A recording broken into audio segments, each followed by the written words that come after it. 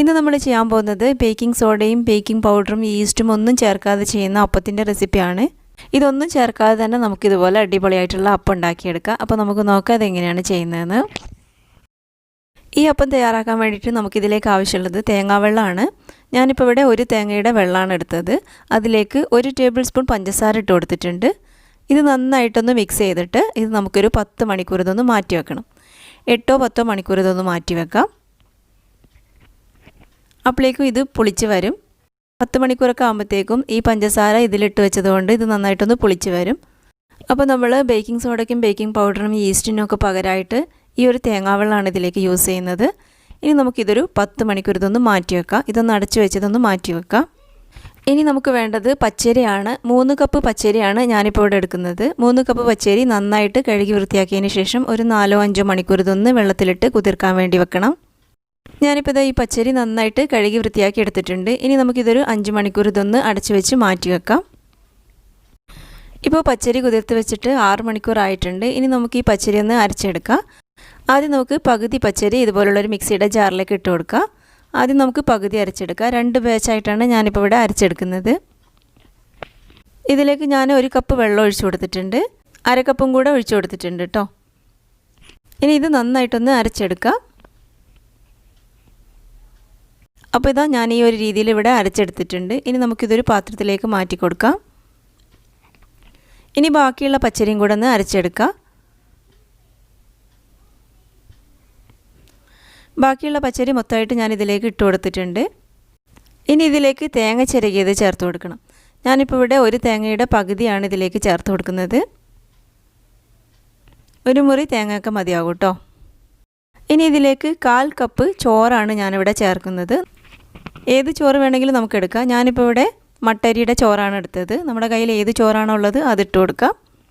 ഇനി നമ്മൾ ഇതിലേക്ക് നേരത്തെ മാറ്റി വെച്ച തേങ്ങാവെള്ളം ചേർത്ത് കൊടുക്കാം. തേങ്ങാവെള്ളം 10 മണിക്കൂർ പഞ്ചസാര ചേർത്തിട്ട് മാറ്റി വെച്ചതായിരുന്നു. അത് ഇതിലേക്ക് ചേർത്ത് കൊടുത്തിട്ടുണ്ട്. ഇനി ഇതിലേക്ക് കുറച്ചുകൂടെ വെള്ളം ഒഴിച്ചു കൊടുക്കുക. ഒരു 1/4 കപ്പ് കൂടെ വെള്ളം ഞാൻ ഇതിലേക്ക് ഒഴിച്ചു കൊടുത്തിട്ടുണ്ട്.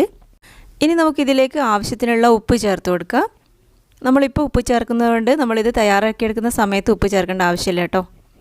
ആവശ്യത്തിനുള്ള ഉപ്പ് ഇപ്പോൾ തന്നെ ചേർത്ത് കൊടുക്കാം. ഇനി ഇതെല്ലാം കൂടെ നന്നായിട്ടൊന്ന് അരച്ചെടുക്കണം. ഒട്ടും തരിയില്ലാതെ നന്നായിട്ട് തന്നെ അരച്ചെടുക്കാം. ഇപ്പോൾ ഇതാ ഞാനിവിടെ നന്നായിട്ട് അരച്ചെടുത്തിട്ടുണ്ട്. ഇനി നമുക്കിതിലേക്ക് ഒഴിച്ചു കൊടുക്കാം.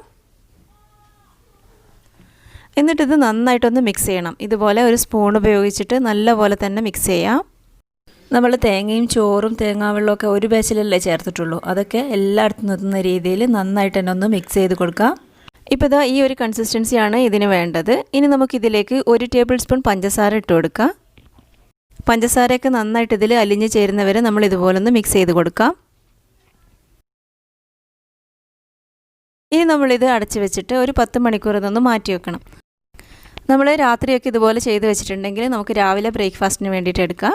അതല്ലെങ്കിൽ രാവിലെ ചെയ്ത് വെക്കുകയാണെന്നുണ്ടെങ്കിൽ വൈകുന്നേരത്തേക്കും ഡിന്നറിന് വേണ്ടിയിട്ടും എടുക്കാം. അപ്പോൾ അതുപോലെ ഒരു 10 മണിക്കൂറെങ്കിലും ഇതൊന്ന് മാറ്റി വെക്കണം. അപ്പോഴാണ് ഈ മാവ് പാകമായിട്ട് വരിക. ഇപ്പോൾ ഇതവിടെ 10 മണിക്കൂറിന് ശേഷം ഇത് നന്നായിട്ട് തന്നെ റെഡി ആയിട്ടുണ്ട്. ഇപ്പോൾ ഇത് കണ്ടോ, ഈ മാവ് ഇവിടെ പാകമായിട്ട് കിട്ടിയിട്ടുണ്ട്.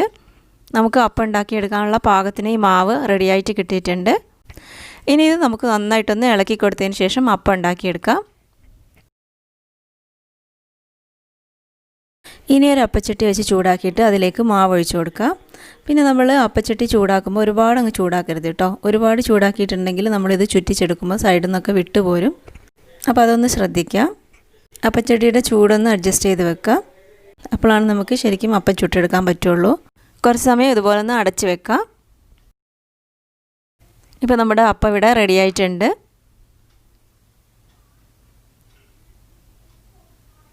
ഇപ്പോൾ ഇത് കണ്ടോ, നമ്മുടെ അപ്പം നല്ല അടിപൊളിയായിട്ട് കിട്ടിയിട്ടുണ്ട്. നമ്മളിതിലേക്ക് ഈസ്റ്റോ ബേക്കിംഗ് സോഡയോ ബേക്കിംഗ് പൗഡറോ ഒന്നും ചേർത്തിട്ടില്ല.